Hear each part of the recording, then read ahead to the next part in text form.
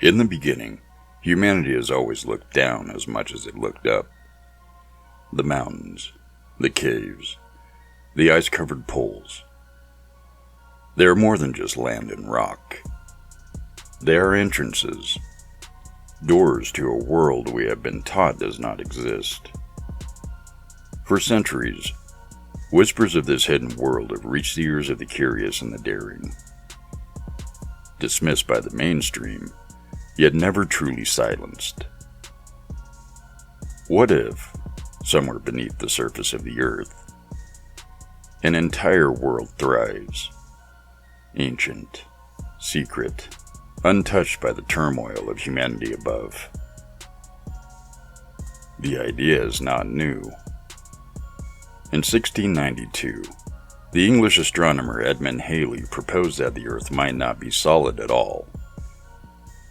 Instead, he suggests it contains multiple concentric spheres, each spinning independently, each with its own atmosphere, magnetic poles, and perhaps its own light. At the time, his theory was met with ridicule, a curiosity, an odd footnote in the annals of astrology. Yet for the imaginative and the bold, it planted a seed. The Earth just might be hollow. As centuries passed, the hollow Earth theory evolved. In the 19th century, writers such as John Cleves Symmes Jr. began to speak publicly about the giant polar openings, entryways at the North and South Pole leading to vast inner worlds. Symmes, a former army officer, became a crusader of sorts, petitioning Congress and writing letters that painted the poles not as barren wastelands, but as gateways. He spoke of undiscovered lands beyond the ice, of civilizations hidden from humanity, of strange climates and unearthly creatures. Though largely ignored, his words resonated with explorers and dreamers. Ancient civilizations, long before Halley and Symmes, spoke of similar realms beneath the surface.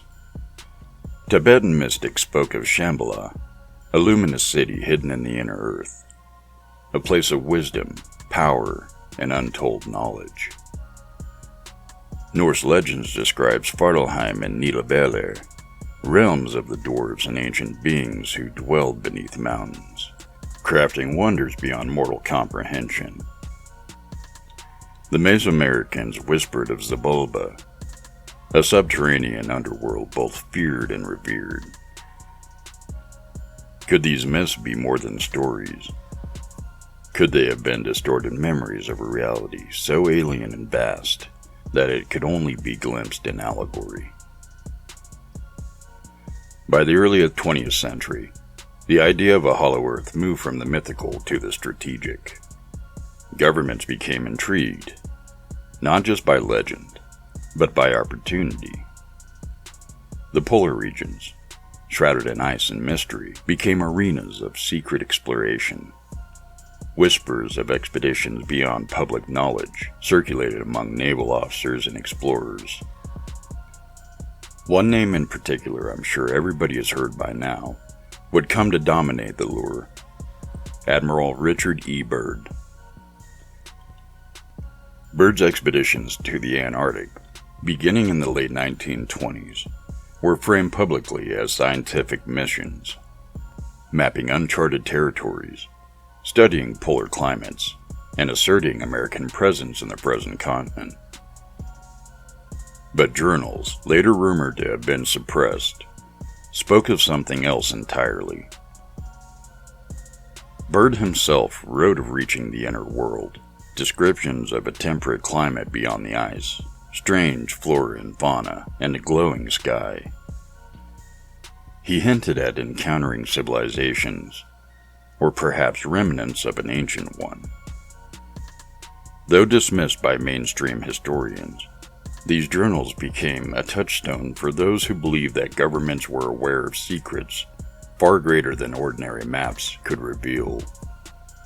Simultaneously, rumors began to swirl that other nations were interested in the hidden realms as well.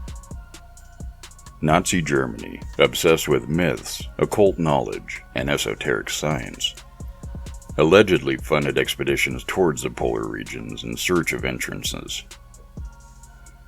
Rumors suggest that the secret bases were constructed and research conducted into technologies far beyond the understanding on the outside world. Some conspiracy theorists agree that these expeditions were not merely for science or territory, but for access to the inner realms that could shift the balance of the power of the surface. The Cold War intensified these mysteries. Operation High Jump, a massive U.S. Navy expedition to Antarctica in 1946 and 1947, is publicly remembered as a post-war training and research mission. Yet whispers and declassified documents hint at a far darker purpose. Reconnaissance against unknown threats, the investigation of unexplained phenomena, and perhaps even contact with what lays beyond the ice.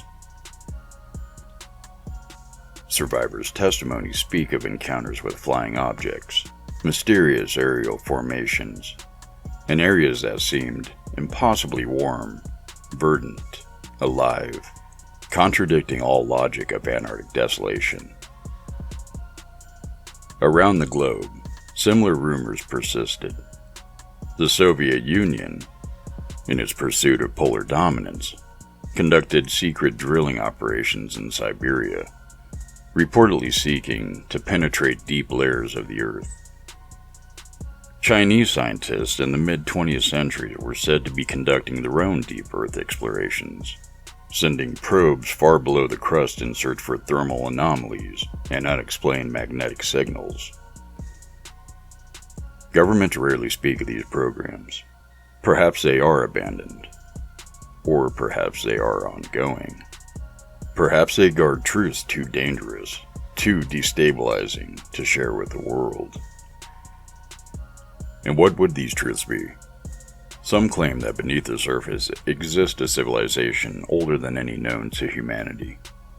A civilization advanced beyond our understanding, possessing technologies and knowledge that could render modern science primitive. Others whisper of subterranean species, creatures of immense size, intelligence, and power, capable of shaping the world above. Could the hidden Earth be a refuge, a laboratory, a place where time moves differently, where history took a separate path from our own? Every claim, every rumor, every partially verified document feeds the question. Why would so many world powers expend so much effort to hide it? If the inner world is real, the implications are staggering. Religion, history, geopolitics, even the fundamental understanding of life itself, all would be upended. Societies would face panic, disbelief, and awe. Economies might collapse under the realization that the surface is not all there is. Governments might suppress the knowledge, not to protect us from the truth, but to maintain order and control, and the illusion that the world above is all that exists. As the decades passed, exploration technology advanced.